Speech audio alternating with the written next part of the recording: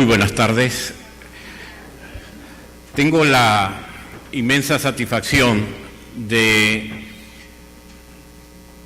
continuar con esta jornada de reflexión sobre temas de fortalecimiento de las capacidades para investigar, refiriéndome a un tema que está directamente vinculado a potenciar esas capacidades. En la mañana hemos visto algunos aspectos que tienen que ver básicamente con la metodología de la investigación y con la evaluación de las capacidades de las universidades y otros centros para realizar esta actividad que es sustantiva de este cuerpo que llamamos entidades de educación superior. Recordemos que las universidades son un cuerpo, por lo menos en el mundo occidental, que lleva 8 siglos, pero no siempre las universidades fueron centros de investigación, fueron centros de transmisión de saber, por lo menos en Occidente. O sea que lo que signa la actividad de las universidades fundamentalmente es la docencia. Hasta el siglo XVII y muy centradamente en el XVIII, las actividades de investigación estuvieron realmente fuera de las universidades. Y las universidades realmente se anquilosaron y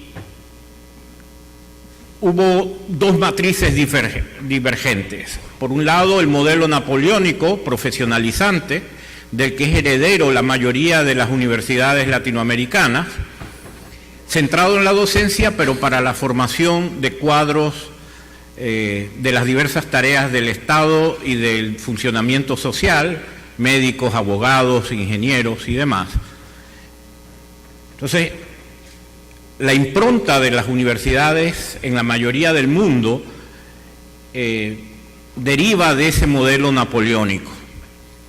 Sin embargo, el modelo alemán, el llamado modelo de Humboldt, es el que inaugura nuevamente el asocio de la investigación como una tarea sustantiva de las universidades. Luego, con los community college y algunas universidades en los Estados Unidos, las universidades extienden su radio de actuación hacia lo que hoy llamamos la extensión. Y como el gran modelo de educación pública del mundo lo dieron las universidades norteamericanas, entonces asistimos a un híbrido entre universidades, digamos, de herencia napoleónica con universidades de herencia norteamericana, y el papel de Cenicienta le quedó a las labores de investigación. Y de hecho, en general, pocas son las universidades que hoy en día tienen como epicentro la labor de investigación, sobre todo al sur del Río Grande hasta la Patagonia. Las capacidades de investigación están directamente relacionadas con el tamaño de ciertos estados, y el 80% de la investigación que se hace en América Latina se concentra fundamentalmente en Brasil, México y Argentina. El resto se divide en el resto de la comunidad internacional. Dicho esto, como encuadre de mi conferencia, aprovecho para agradecerle al doctor Nieto la invitación para participar en este foro, y también obviamente al alma de este congreso, la directora de investigación de este Centro de Estudios Superiores, a quienes también felicito por el esfuerzo desplegado para celebrar este primer congreso de investigación fortaleciendo capacidades investigativas para transformar. Aparte de la investigación misma, tenemos que hay una profesionalización de toda la estructura de administración de las universidades, y me estoy refiriendo a las universidades como un elemento fundamental en la generación de nuevo conocimiento en sociedades como la nuestra. Y entonces yo voy a referirme a un campo que es colateral, no está en lo sustantivo, pero que hace al desarrollo de estas capacidades. Y ese campo profesional se llama gestión de la investigación. Entonces, mi charla va a hablarles de las tareas de la gerencia de la investigación para ver un poco qué competencias son necesarias para desarrollar esta labor profesional. Y por otro lado, exponerles un caso, el caso que me ha tocado a mí mismo gerenciar, para apoyar el desarrollo de esas capacidades en nuestro país y analizar algunas lecciones generales para el caso panameño. Esta es, digamos, la hoja de ruta. Y para desarrollar esta temática, el temario que les propongo es ver básicamente de qué se trata esto de la gerencia de la investigación. Todos ustedes están familiarizados con la metodología de la investigación y los procesos de desarrollo de la investigación, pero no seguramente con lo de gestión de la investigación. Entonces debemos saber qué hace un gerente, por qué lo hace, qué competencias al final debe tener un gerente de investigación. Examinaremos como un caso de formación de gestores de investigación el posgrado de Gerencia Estratégica de la Investigación Social, que es un programa que me correspondió diseñar y que se está desarrollando en una segunda camada en la Universidad Especializada de las Américas, y como autor de la idea y actual coordinador de esa segunda camada, pues creo que puedo conversarles de esa experiencia.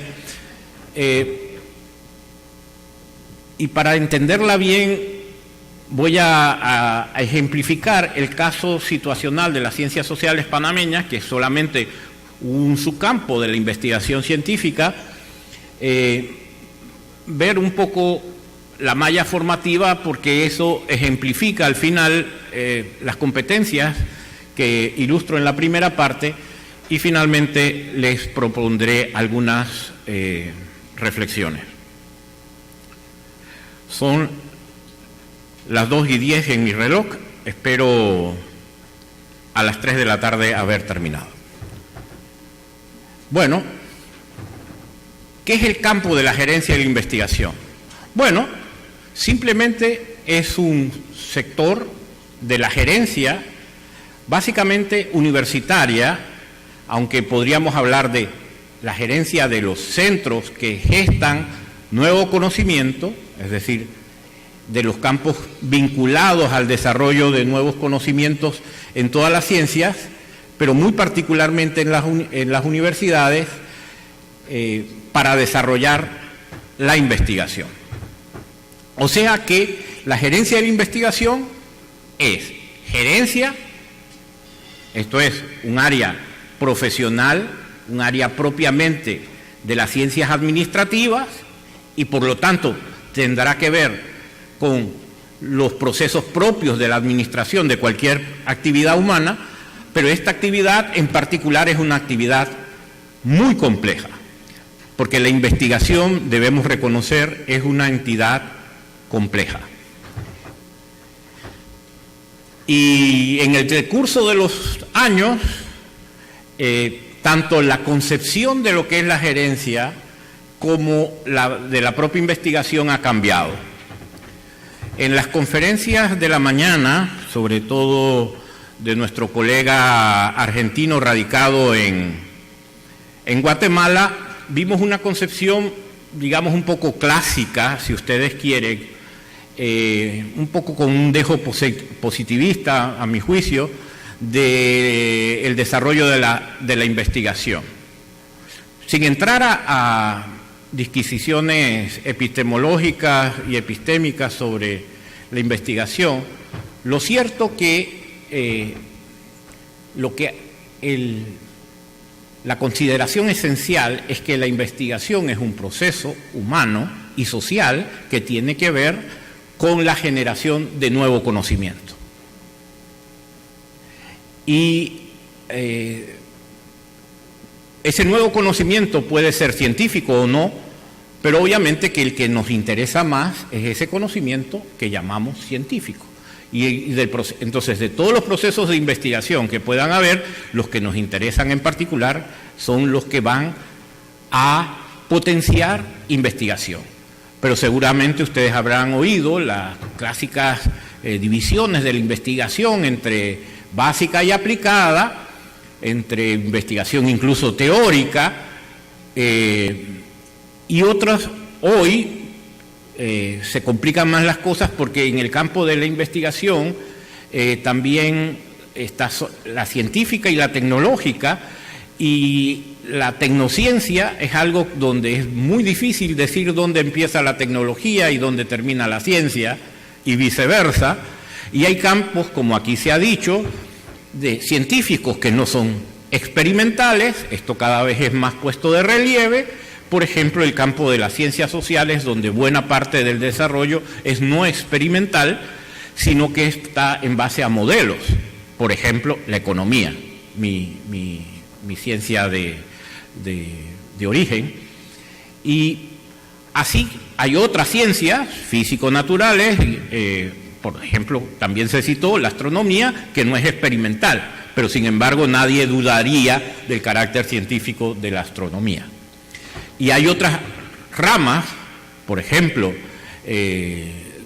tecnológicas, donde no es posible la experimentación en sí misma.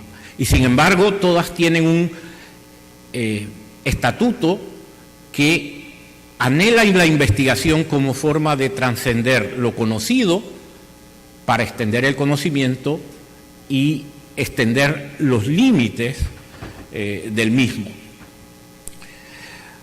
Entonces, en general, vamos a entender la investigación como la entiende la UNESCO, como un estudio intelectual independiente sobre diferentes disciplinas y ámbitos, lo cual es bastante complejo. Y hay un montón de, digamos, metodologías, técnicas, etcétera, que alguien que investiga las aprende fundamentalmente cuando aprende la disciplina en la que se está formando.